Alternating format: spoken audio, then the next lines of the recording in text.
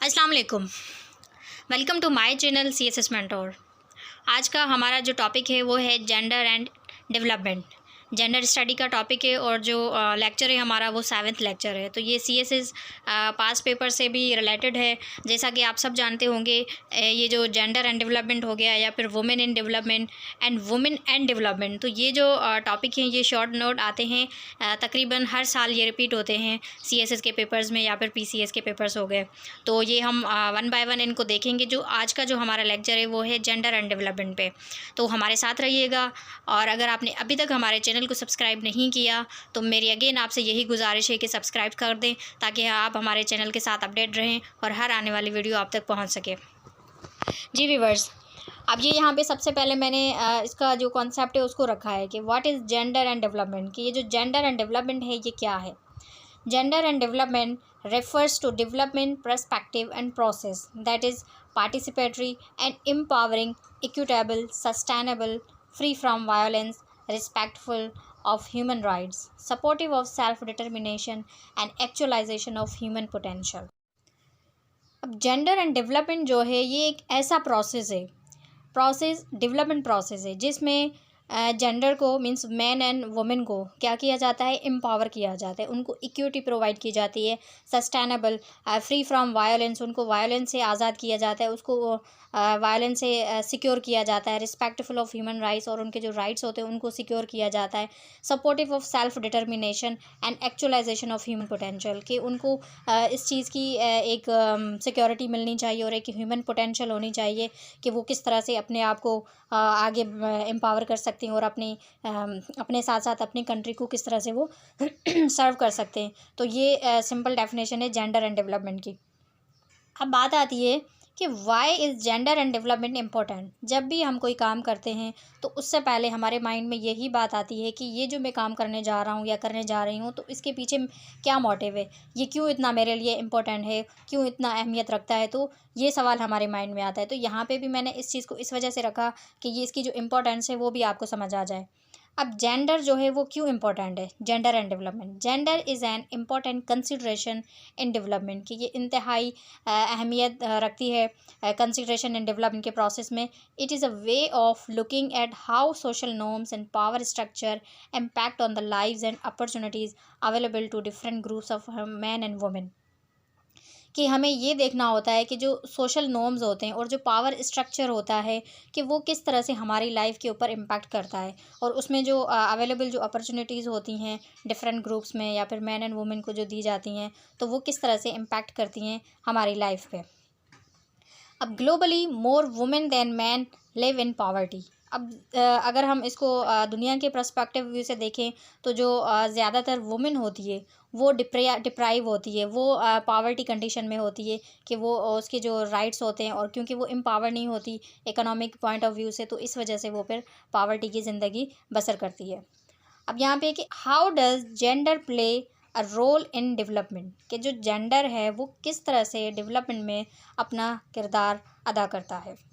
Gender roles are influenced by media, family, environment and society, कि gender जो है वो मल्टीपल वेज में डिफरेंट डायमेंशन में अपना रोल जो है वो प्ले करता है और इन्फ्लुएंस करता है, like media, family, environment and society. In addition to biological maturation, children develop within a set of gender specific social and behavioral norms embedded in family structure, natural play pattern, close friendship, and the teeming social jungle of school life। अब जो gender जो होता है, gender development, ये overall हमारी life पे जो इसका असर होता है वो बहुत गहरा असर होता है, और उसकी बहुत सारी फॉर्म्स होती हैं जो हम अपनी सोसाइटी के साथ उसको देख रहे होते हैं। अब मैंने ये इसको अलग एक और पिक्चर में रखा है कि इन broader view what is gender, कि ब्रॉडर व्यू में हम जेंडर एंड डेवलपमेंट को किस तरह से देखते हैं। वो उसका मेन जो कॉन्सेप्ट था, एक जो डेफिनेशन थी वो थी। अब मैं आपको इसका जो ब्रॉडर व्यू है वो बताना चाहूँगी। In broader view gender and development may be defined as what is the contribution of both man and women in the development of a country, कि ये जो जेंडर है, अब जेंडर में दोनों आते हैं, अब दोनों से मुराद मैन एंड वुमेन, और उसके साथ फिर ट्रांसजेंडर, क्योंकि हम उनको नहीं भूल सकते और भूलना भी नहीं चाहिए, क्योंकि वो भी पार्ट है हमारी सोसाइटी का और वो भी जेंडर में इंक्लूड होते हैं। तो उनके भी जो राइट्स हैं, तो उनकी भी जो कंट्रीब्यूशन है कि वो हमारी सोसाइटी में, हमारी कंट्री में किस तरह से होती है, कि what is the contribution of both, कि वो कैसे कंट्रीब्यूट करते हैं towards the development of the country.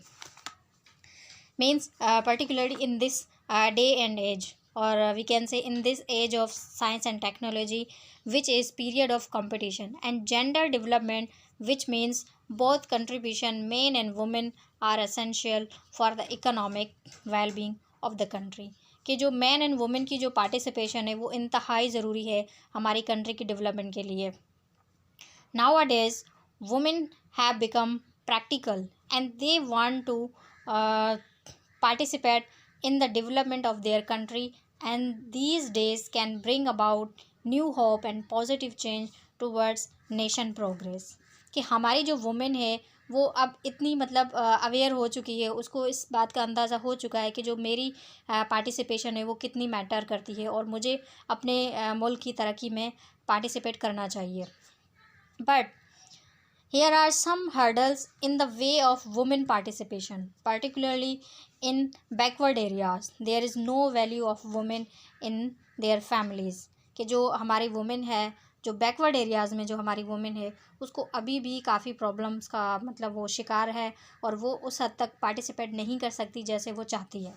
अब इनको हम देखेंगे कि वो कौन सी प्रॉब्लम्स है जिनकी बेसिस पे जो हमारी वुमेन है, आज की वुमेन, कि आज का जो दौर जदीद है जहाँ पे हम कहते हैं कि भाई we are existing in the age of science and technology, कि ऐसा दौर जदीद जहाँ पे एक मॉडर्न दौर है, तो वहाँ पे भी हमारी जो वुमेन है उस हद तक पार्टिसिपेट नहीं कर सकती जैसे कि उसको करना चाहिए in the favor of development of the country.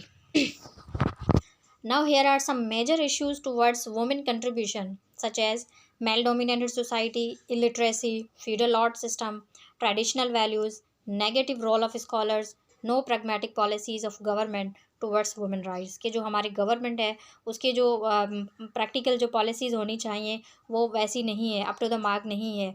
तो ये ओवरऑल जो भी फैक्टर्स हैं, तो ये इनकी जो मतलब जितनी कैपेसिटी है ये उस हिसाब से वुमेन के लिए बैरियर क्रिएट करते हैं, और फिर जो वुमेन चाहती है कि मैं अपने मुल्क के लिए कुछ करना चाहती है, उसको वो जो कंट्रीब्यूशन के लिए उसमें प्रॉब्लम्स क्रिएट करते हैं। हालांकि हमारी सोसाइटी को, हमारी नेशन को, हमारे लोगों को, सबको इस चीज़ की अंडरस्टैंडिंग होनी चाहिए, समझना चाहिए कि हम दोनों अपनी इस कौम का, इस सोसाइटी का पार्ट हैं और हम दोनों को पार्टिसिपेट करना चाहिए in all ways and means, के जैसे कि हम अपने मुल्क की जो तरक्की है उसको हम बढ़ा सकते हैं।